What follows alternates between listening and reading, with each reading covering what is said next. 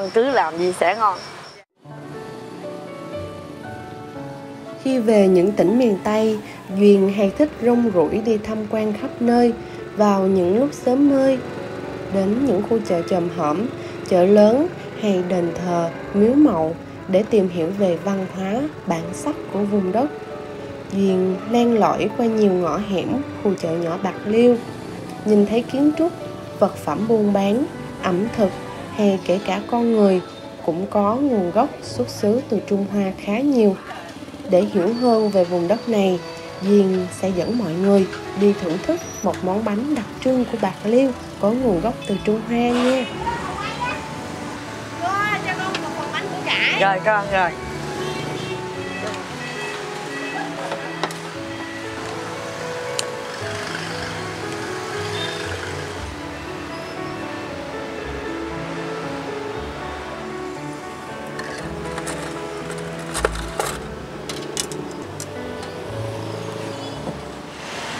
Cảm ơn cô. Bánh củ cải có phần bột dai dai, củ cải sừng sực cùng với tôm khô và vị nước mắm mặn mặn, ăn khá là miệng. Nó hoàn toàn khác biệt so với những loại bánh Duyên đã từng ăn của miền Tây. Chắc vì thế mà bánh củ cải dường như hiển nhiên trở thành đặc sản của vùng đất Bạc Liêu. Con bánh này làm sao? Dạ, con ăn thấy ngon không cô? Ngon vậy hả? Nhà mình bán bánh được bao lâu rồi cô? Lâu rồi, Dạ. cỡ khoảng 30 năm. Lâu á. Mà bánh này là xuất phát là từ đâu nhà mình làm hả cô? Má chồng với em chồng dạy làm, cô học chồng bên chồng nghề bên chồng bay qua. Của người qua. Bánh này làm có khó lắm không cô? Thành phẩm cái bánh cũng hơi khó lắm á. Tại vì nó theo cái thời tiết của nó. Ví dụ theo tiết của nó. Tại vì cái mùa tới tháng 12 mình á, là gần Tết á, là củ cải nó rất là đẹp. Nhưng mà nó nước nhiều. Nhưng mà làm bánh cái bột mình phải lựa cho cái bột nó tiêu chuẩn với nhau á. Nhưng mà cái bột, ví dụ bột mà xấu quá là cô làm bánh nó cũng bị hư nữa. Nó khó lắm á, nó phải tìm hiểu. Nhất định là con phải về con làm thử cái bánh này xem như thế nào mới được. Rồi con cứ làm gì sẽ ngon. Dạ.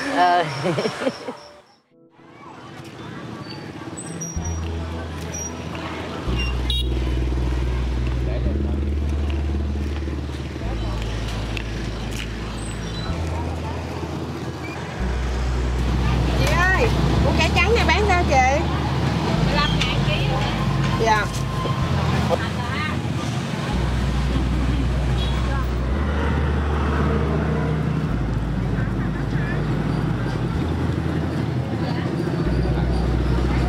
Chị ơi, cân này cho em chị.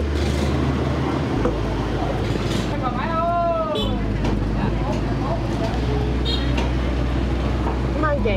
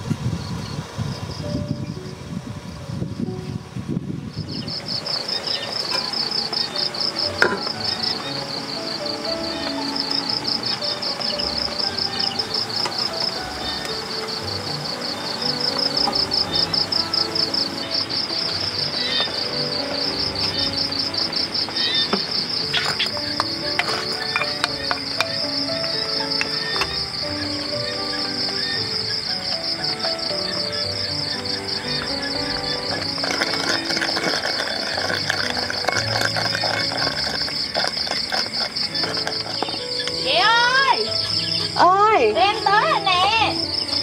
vô đây. Xong chưa? Chị gần xong rồi. Có cho em phụ gì không? Có, vô đây phụ cắt dưa leo cho chị. Rồi, cắt làm sao? Ủa, chị làm bánh con gà hả chị? Đúng rồi, Món này bà em hay làm lắm á. phải không? Dạ.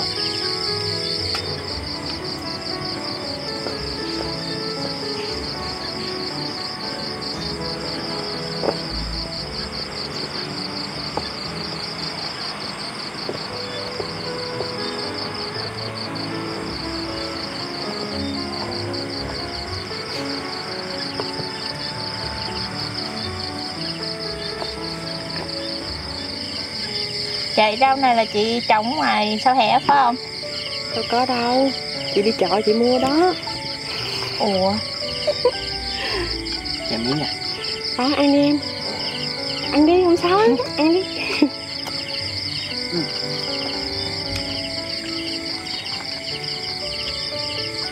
Ngon quá. Giống hương vị hay ăn không? Dạ giống.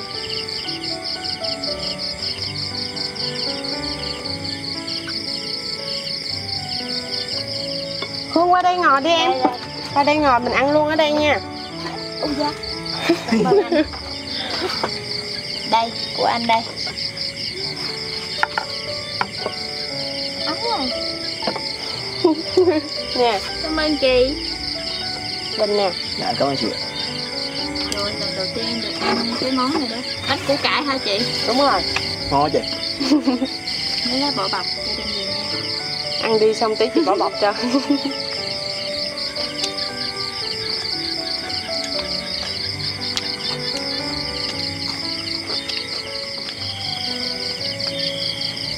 Em tặng mọi người bài 6 nha.